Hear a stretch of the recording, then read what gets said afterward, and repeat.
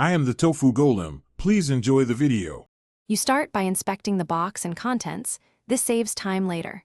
Look for crisp logos and the correct manual. Counterfeit packaging often blurs print or omits details. Next, flip the headband to reveal the serial sticker and model name. Write down the code. Then weigh the unit and compare to the official spec. A 10 to 50 gram difference is a red flag.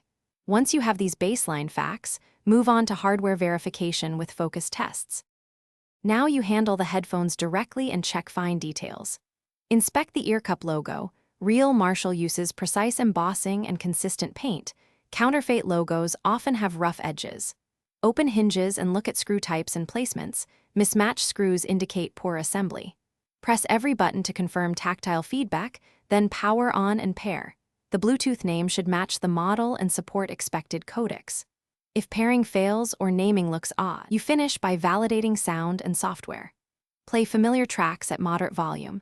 Major Roman 4 has balanced mids and controlled bass. Distorted low end suggests imitation.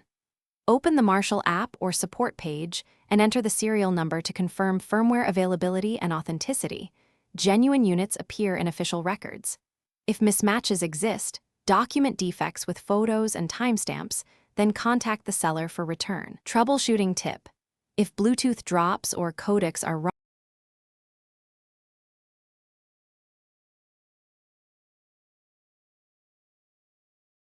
Thanks for watching. Consider subscribing if we helped you today.